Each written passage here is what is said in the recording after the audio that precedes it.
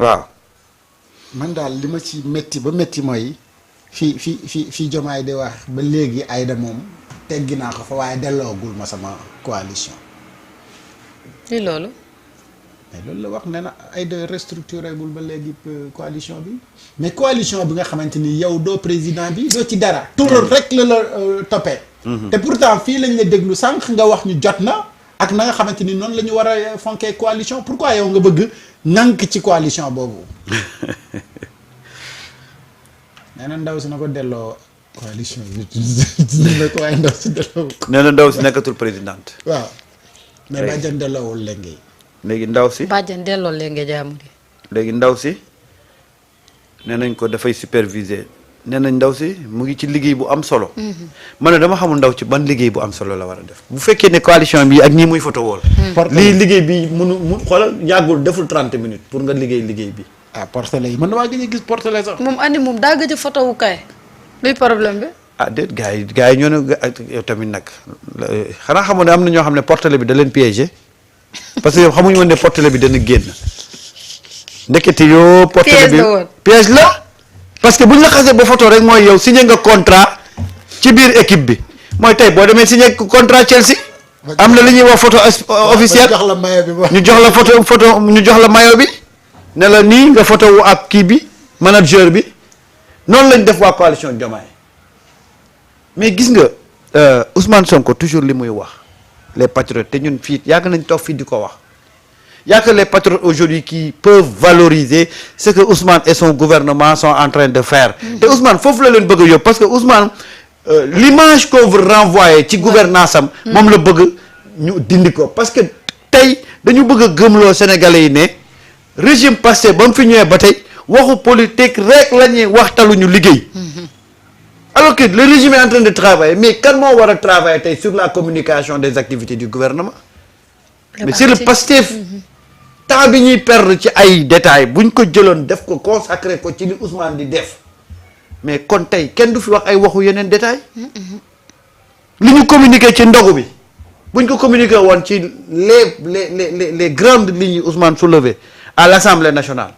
mais kon tey ndogu bi day passé inaperçu moo tax nag démb mu waxaat leen tey lan moo war a nekk la stratégie de communication de Pastef mais Pastef il faut ñu delluwaat nag à l'école jëlaat livre Sidi Erama pour mais xam bu ñu tollee ci xam ne actuellement dañoo nekk ci politique c'est-à-dire que nekkaguñ ci gatsa gatsa quoi ci politique lañ nekk politique dafa am ay posture am ay façon yooyu communiquer mais c'est pas dans l'émotion xam nga tey Pastef mun na réussir benn affaire gis nga le PDS quand on a attaqué Idrissa Seck PDS dañu livrer benn guerre fratricide moom ay pro Idi am ay pro Ablaye Wade ñu reyante ci seen biir parce que dañ ne pro rek y a pas eu benn comme on dit esprit de militantisme boo xam ne il pouvait gérer cette crise là Macky Sall bi mu ñëwee am problème ak Ablaye Wade y a eu une guerre fratricide ñuy wax les pro Macky ñi naan les pro Wade Pastef foofu lañ ko bëgg a yóbbu ñu dem ba créer biir Pastef les pro Diomaye et les pro Sonko mais c'est aux patriotes de refuser ça tey benn pro moo fi am muy un pro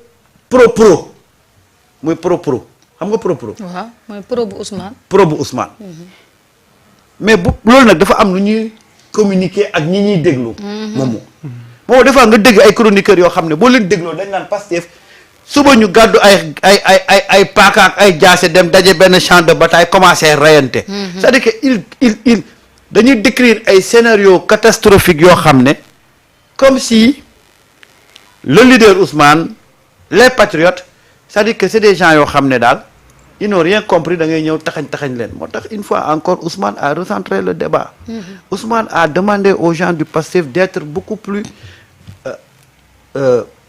avoir vraiment une capacité de discernement par rapport aux activités qui vont venir et parce que ñoom ñoo fi fasaloon coalition Diomaye ak siège bi kon sinon nit ñi duñ ko xam mu ngi noonu ko defee nag instant bii et il a instruit l'école du parti de retravailler sur le militant. déjà tey rek ñi ngi daje.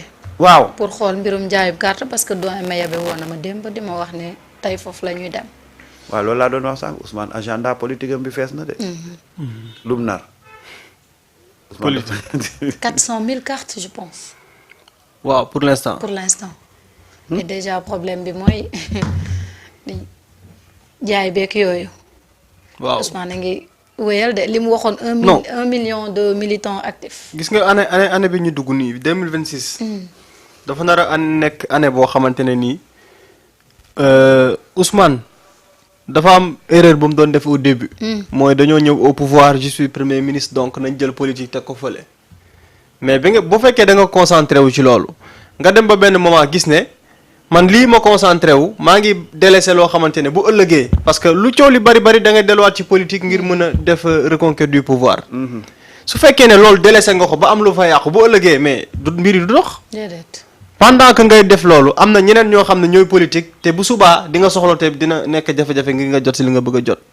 donc Ousmane Sonko dama gëm ne année bi dafa nekk année boo xam ne d'ailleurs mi ngi annoncé ay tournée. Ouais. di wax ne mi ngi waxtaan ak Fadilou pour que nemmeeku tour yi ñu mën ko continuer. maanaam année bi yëpp Ousmane daf ko nar a tourner su fekkee ne élection locale yi ñu ngi ko war a tenir en 2027. fii ak 2027 Ousmane Sonko d'ailleurs annoncé woon na ko ba tàmbali ko à Guinguinéo. dafa bëgg a def tout ce qui est département au Sénégal maanaam loolu rek calendrier politique la boo xam ne mën na jël at bi yëpp. département bu ne mu ne dina fa def au moins 2 à 3 jours pour préparer li nga xam ne moom mooy élection yi te loolu li ko waral mooy bi mu demee ba gis ni mais malgré sacrifice yi ñuy def yëpp. ba daanaka xaw a bàyyi suñu parti ginnaaw. am ñoo xamante ne ñu ngi arrangé wu tey nekk si yeneen pratique yoo xamante ne ci wàllu politique la. donc dafay baax mu investir ci wàllu politique. dina doxal li nga xam ne mooy ay prérogatives am en tant que premier ministre. waaye nag du bàyyi ginnaaw parti politique am te looloo indi restructuration parti politique bi. mooy jaayat ay carte membre dem proximité bi am na ñoo xam ne dañuy kaas actuellement oui il parle trop day wax rek day wax rek day wax rek xam nga lu indi problème boobu. sosal yi ñu koy sosal. Ousmane mën ngaa nekk waxal ko lu amut ba am ñu ko gëm mais fii ak Ousmane mi ngi wax mënoo wax lu dugg si nopp nit ñi. moo tax bëgguñu muy wax. déedéet. moo tax ngay gis parfois koo xam dafa naan non mais sax il parle trop day wax parce que fii ak mi ngi wax doo ko mënal dara. déedéet. Ousmane seetlu Ousmane saa bu noppee rek nga gis problème yi commencé am ñi naan mais est-ce que demeewul nii est-ce que lii amut. mais fii ak mi ngi jël le temps le soin de communiquer. am na réeróo yu bëri yoo xamante ne nii du am xoolal démb lu bëri loo xam ne leeral na ko bu waxuloon doo ko comprendre. déedéet. bi mu ñëwee récemment à l'Assemblée nationale am na li mu expliqué loo xam ne su ko waxuloon doo ko comprendre. donc il a intérêt à communiquer parce que sa force c'est ça Ousmane force am communication la. communication sans filtre. am ñoo xam ne dañuy ñëw naan la wéy Ousmane Sonko moom kat waroon wax nangam lii waru ko woon a wax. lii kat erreur bala ma dee ñu ne erreur communication la. mais Ousmane Sonko bi mu dalee politique ba tey. lépp luñ considéré woon ne en politique ça se dit pas loolu la yàgg a wax. loolu la yàgg a wax te looloo ko indi fi mu nekk nii c'est-à-dire lépp loo xam ne l'homme politique classique daf ko ne woon bon lii ça se dit pas faut pas dire ça moom bi mu ñëwee loolu lay wax. lenn la am comme loo xam ne repère lay nekk si moom mooy li may wax na doon dëgg. surtout te dëgg kooku moom moo tax tey ji nit ñi am confiance bi ñu am ci moom ba bu waxee ñu gëm ko. tey koo mën a doon ci biir réew mi.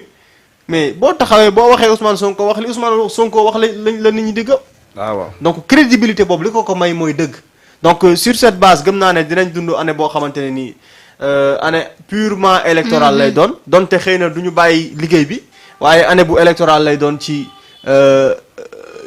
gën a jëmmal parti politique Pastef et c'est important mooy Ousmane a compris que pour ñu tabax réew mi il faut que ñu jëmmal suñu parti politique. parce que parti bi. moo war a wóyal idéologie bi idéologie parti bi la. donc doo falu nga bàyyi parti bi fële ne damay dem defe ji doxal mbir mi déedéet parti bi moom moo leen di porter pour li ngeen bëgg a doxal pour réew mi ngeen mën ko doxal. loolu sax loolu mooy rupture. c'est-à-dire que yaa ngi koy wax léegi ci communication Ousmane. ñun on a un panel boo xam ne composé de entre guillemets des experts en com. ci jamono yi bi Ousmane di nekk opposant gars yi di fustiger la communication de Ousmane. Oui. Moi j'étais le seul à dire que mënuloo prôner rupture di utiliser les mêmes démarches communicationnelles. mënul nekk sax. et puis communication bi ñuy imposer homme politique yi kan moo ko fi teg alxuraan la. bible la. ay nit ñoo jógee fële rek ñëw indi seen communication ne un homme politique wala un président doit communiquer comme ça. yow it nga nekk ci noonu la système di phagocyté parce que gis nga nit ñi dañu xamul lan mooy système gis nga système da lay imposer des règles protocolaires et des règles communicationnelles. ci noonu ngay duggee ba glisser ba dugg ci biir système bi mu emprisonné la. nga nekk nag ci biir système bi te doo ci mën a génn. Ousmane il est venu pour rompre avec le système mais il peut pas utiliser la même communication que communication yi mu fi fekk parce que de un li muy prôné mënul utiliser communication bi mu si doon fekk. ñi mu àndal du communication boobu la ñuy dégg. parce que nag chaque génération chaque électorat dafa am façon communication yam boo xoolee Ablaye Wade ak Abdou Diouf dañoo amoon différence ci communication. parce que fi ñu jóge la. fi ñu jóge la Ablaye Wade c'était le underground le monsieur underground le populaire Ablaye Wade borom Ablaye Wade ghetto bi. Abdou Diouf c'était le technocrate. Abdou Diouf c'était vraiment koo xam ne dafa dem jàngee ci école yu mag yi xam nga nekk koo xam dañ ko jàngal l'éducation française gauloise donc moo tax Ablaye Wade tout le temps bu doon wax dañ naan Ablaye Wade n'était pas un homme d'État. Oui. Alors que Ablaye Wade il parlait à la masse populaire. Ousmane Sonko c'est même chose Ousmane Sonko il est venu il parlait aux Sénégalais te Sénégalais nag dafa am langage boo xam ne. moom ngay tenir ak ñoom surtout la nouvelle génération. nouvelle génération seen langage amul ay langue de bois.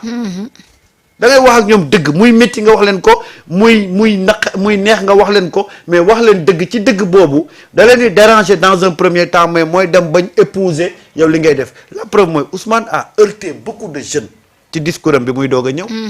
mais dañoo dem ba si dëgg bi nag ne neexul ba neexul nag mais waa ji doonte dëggam yi daa dëgër nag mais moo nekk ci dëgg de. ba mu leen di wax ne bu ngeen yaakaaree ne toog ci taatu garab yi di ataaye mooy tax ngeen développé. loolu kan moo ko ñemee woon wax nit. au contraire homme politique da lay fekk nga toog ci taati garab. mu jàppale la ci. mu jëndaaleel la warga ak suukar ak ay taas. nee na da leen di toog fii rek di ataaya. xam nga lu mu ci jublu. pendant que ngeen toog di ataaya. muy caxat-caxatee alalu réew mi. kese. mais Ousmane dafa ñëw def une communication de rupture basée sur la vérité loolu nag moo tax dans un premier temps il était perçu comme quelqu'un boo xam ne voilà il veut perturber la quiétude des gens mais avec le temps mais nit ñi dañoo adhéré xam ne lii nag moom le Sénégal di wut mooy quelqu'un qui tient un discours de vérité discours de vérité boobu nag ci la nekk ba tey avec des valeurs cardinales yoo xam ne moom la projet bi di incarner saa yu ko bëggee yàq Ousmane day ñëw pour recentrer waat le débat pour montrer waat aux gens que lii ñuy tuumal Pastef du Pastef te bi ci gën a nag mujjee mooy ce ndogu au palais là Ousmane a montré que ça n'a pas été cautionné par le leader de Pastef te loolu dafay changer la perception que les gens avaient avant Ousmane di wax parce que nag avant Ousmane di wax les gens disaient que Pastef nan la mun a xeexee li démb tey mu koy nangu. toog nga fii benn jour nga ni li xew foofu noonu Ousmane mënu ci wax dara parce que day yaakaar ni kon day dox digganteem ak ñoom. démb Ousmane waxal la ni la su ma bañee day yaakaar ni damay dox ci digganteem ak ñoom. ma ne Ousmane nag Samba da laa war di fay de. bu ma fayuti patriote war nañu mais bref xam nga li tax ñun ñi ñëpp di analyser. boo gisee toujours suñu analyse di xaw a méngóog pour Ousmane Sonko acte yi muy teg c'est parce que dañuy def ay analyses yoo xam dañ ko teg ci dëgg muy moom muy man muy keneen kenn xamu fi responsable Pastef soxlawuñu dara ci Pastef dañuy wax suñu aqalaayu talaa dañuy wax selon ñun li ñu gis ne loolu war a am et demain si on se trompe ñu xam ne on s'est trompé de bonne foi parce que ñun ni Ousmane Sonko ni ko dëkk bi ñoree ñun noonu la ñu dëkk bi ñoree Ousmane daf fi am ay doom ñu am fi ay doom Ousmane am fi ay njaboot ñu am fi ay njaboot waaw lu tax ñu war a seetaan Ousmane li ñu gën a bëgg dëkk bi tey le problème qui se pose et je l'ai dit je le répète képp ku may jàpp ma ci loolu képp ku may bàyyi ma ci loolu. Ousmane je le soutiendrai tant que mu ngi def politique bés bu bàyyee politique ma wut ci ban dëkk laay dem ñu héberger ma taqali ko Sénégal xam lu tax. parce que Ousmane li mu bëgg ci dëkk bi su ko réussirul kañ la Sénégal di baax. du baaxati de. du baaxati de. man Ousmane je le soutiens pas parce que en tant que leader politique parce que su ma benn carte jëriñul dara Ousmane. Je n'ai jamais participé à ces activités. Je n'ai jamais participé à une activité de Pastef depuis qu'il est au pouvoir. ba ñuy nekk ci opposition bi nag fu ñu wàccee ci gatsa gi ma dem toog ca dem ca parce que boobu dama xamoon ne suñu réew la ñuy xeexal. fa mu toll laa toll ba tey. parce que dama gëm ne Ousmane mii mooy changer le Sénégal. ni ma ko gëmee nag noonu la ko suma ay ñu mel ni ay Momo ak ñeneen gëmee. Mareta Sénégal dafa war a jag Sénégal dafa war a defaru. mais pourquoi ñu war fee nekkat de benn minorité bëgg ñu imposer. ñu war a toog taxaw pour delluwaat gannaaw. alors que on a quelqu'un aujourd'hui qui est capable de transformer positivement ce pays-là. waaw kooku duñ ci ngoy duñ ko jàppale. il faut que les gens xam ne aujourd'hui ce n'est pas Ousmane Sonko le citoyen lambda bi nekk këram toog jàpp njàmburam di naan café. moom moo ñu tax a jóg ñun Ousmane bi ñu tax a jóg mooy ce leader là ce guide de la révolution qui a pour ambition de transformer le Sénégal. Vraiment. Mareta Ousmane bu may mag du ma magee lu mot mageewu ma lu ëpp ñaari at. wala benn at. kon Ousmane ëpp ma xam-xam. kon ni mu nekkee borom kër noonu laa nekkee borom kër. te it xam naa ne soxnaam dàqu sama soxna. yow nga dëgg sa soxna daa rafet rek. waaw waaye moo la ëpp fit ndax ñaar lam te benn nga am. waaw eggali tey Ousmane bàyyi lépp di xeex pour Sénégal. wallaay man dama ko war a seetaan ci loolu. déedéet. ne serait-ce que pour suñu njaboot yi war a ñëw. waaw que les gens n'aient pas de complexe. adduna day dox yàlla wutal leen un leader tegal leen ko fi. fii ngeen di nekk di layam yi après nag on revient pour nekkaat ci naan moom de bind na livre bi. moom de def na lii moom de def na lii. ñoom Cheikh Anta Diop dal na leen. parce que ñun fekkee wuñ ko woon. déedéet. ñoom Mamadou Dia dal na leen parce que ñun fekkee wuñ ko woon. mais ñun on doit pas accepter Momo. que yàlla tey may ñu un gars bu mel ni Ousmane Sonko war a defar Sénégal ay nit bëgg ñoo gëmloo au nom de je sais quelle règle professionnelle. pour que ñu dem taxaw fële naan woy dañuy équilibré woy buñ jëlee fii opposition jël fële pouvoir jël fii duñ ko def. ki nga xam ne le train qui arrive à l'heure mënoo koo yemel rek ki xool le train qui n'arrive pas à l'heure déedéet. comme man nag damaa bëgg a tukki bëgg a yegg teel a yegg fa ma jëm train bi arrivé à l'heure lay àndal. wallaay. waaye nañ leen defar Sénégal waaye. waaw koo xamante ni intérêt personnel am. ñoru ko li ko ñor mooy intérêt Sénégal. parce que ku ñu dàq sa bërëbu liggéeyukaay ñu ni déeta waay ñu barricade la tëj la kaso sonal sa njaboot bàyyi woo bu doon keneen mu nekk ci boppam mais seul le Sénégal donc ñun ñi nga xam ni tey ñoo ko fekkee li ñu bëgg mooy que Sénégal dox bu ko defee suñu ay doom wala suñu ay sët yi war a ñëw fekk fi un Sénégal meilleur que ñun. buñ fi fekk ni. loolu mooy xeex bi di. mais danger mënut a weesu. nga dem ba jëmmi jamono incha allah yàlla nañ ko fekkee. amiin ñu réussir combat bi. mbir mi ñu réussir ko. nga war a toog di nettali naan waaw Sénégal de à un certain moment. am na ab révolution bu am. mbir mi bi mu amee bon comme ndaw yi ñëw moom dañuy xaw a doy waar. ñu ne la mais yow lan moo nekkoon sa rôle. waaw lan nga ci taxawee. tu étais de quel côté. waaw ku ne war naa xalaat question boobu mooy lii bi muy xew au Sénégal yow foo newoon ak loo doon def. lan moo nekkoon sa rôle ci révolution bi dafa am solo donc pour man ku ci nekk war nga fexe nekk du bon côté. parce que Ousmane Sonko pour man particularité am lan la mooy dafa ñëw indi un discours politique boo xam ne mii ni ñu ko woon di faral di dégg au début sax am na ñoo xam ne se disait mais. kii li muy wax nii lu tax mu koy wax mënut a nekk nangam ak nangam bu taxawee ne bu wéy dañu war a moom suñu bopp par exemple li ñuy wax sànq rek ci tey guerre bi am. pourtant am na dëkk yoo xamante ne ñu ngi leen di bombarder alors que en réalité seen yoon newul ci xeex bi lu tax parce que dañoo accepter base militaire étrangère ñu implanté ko seen biir dëkk Ousmane ñëw Sénégal si seen gis-gis avant ñu ñëw au pouvoir mu jàpp ne amul benn dëkk boo xamante ne war nañ ko mën a permettre mu am une base militaire ci beneen dëkk bu souverain donc tey jii ñun Sénégal li ñu réglé ak la France muy base militaire française ñu ñëw jëlee ko fi tey am na dëkk yoo xam ne ñu ngi leen di bombarder parce que dañoo accepter à ce que États-Unis def fa une base militaire. am gis-gis yu bëree bëri yoo xam ne moom daf ko indi en politique gëm ko léegi nag nattukaay bi mooy ba mu ñëwee ba accès au pouvoir est-ce que dafay renier loolu. wala dafay gën a am constance par rapport ak la mu doon wax démb ak bërki démb. mais mu ñëw gën a dëggal loolu mu metti mu neex la mu waxoon démb ak bërki démb lay dëggal mooy ñun ñoo war a sacrifier wu pour réew mi. te sacrifice bi li may wax sànq. mu njëkkee ko ci boppam gannaaw ba mu sacrifié woo ci opposition am na mu taxawee. mu ñëw ba accès au pouvoir mu continuer def sacrifice bi. waaw ñun ñëpp on est d'accord c'est-à-dire ku bëgg a gis ku nekk gis nga ni Ousmane Sonko il se décarcasse pour réew mi. te li ñu daan xam mooy bu njëkkoon boo accès pouvoir li ngay def mooy nooyal nekk ci li la neex bon noos yow ak say nit mais nga ñëw ba accès fii ne nañu futteeku tey. pour xeex pour réew mi jat tey la xeex bi di soog a commencer. donc pour man loolu dafa am solo. te bu si nit wootee góor ñi ci réew mi dañoo war a jóg wuyu si ko ci. c'est-à-dire bu ñu am complexe bu ñu am complexe c'est comme mbiru homosexualité. maa ngi soog a gis ci àdduna xoolal Ousmane Sonko ñu doon ko ñuy xel ñaar est-ce que bu ñëwee la loi sur l'homosexualité ndax dina ko voter lu am déet est-ce que bu ñëwee du dëpp vestam est-ce que du si dellu gannaaw parce que y a un risque réel qui est là. mooy ay lobby ci àdduna bi yoo xamante ne nii. bis boo jëlee yenn taxawaay yi ñoom dañuy taxaw ne la du fi amee dañuy dal ci sa kaw. mais imaginez Ousmane Sonko tey ñaata ennemi la am ci àdduna bi. ennemi lébu lobby wu góor jigéen ñi nee nañ kii mi ngi leen di déranger. parce que dafa ñëw am courage yu xoolal dama déglu Ababacar Mbuub. waaw bu ànd sàmm jikko yi. xam nga yow yaa ngi réclamer dara ci nit. nga dem ba ne man maa doon réclamer nangam. waaye moom sax na mu la mu def fa mu àgg sax santuñu ko woon mu àgg ci foofu maanaam ñun lañ doon réclamer sax moom daf koo weesu. da koo yokk. moom dafa wax ne xaaruñu woon ci moom mu porteel ko boppam parce que dafay exposer boppam.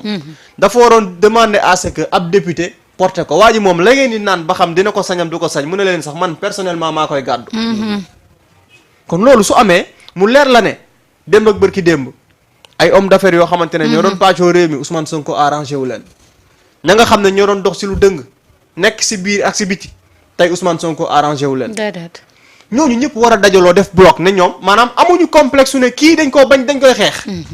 yow dëgg tax laa jóg nga gis dëgg ci nit ki nga am complexe Ousmane Sonko ñiy xeex Ousmane Sonko dañoo laaxatu. déedéet dañ koo bañ wane ko affiché ko. wane ne ñoom bugguñu ko wane ne ñoom dañ koy xeex.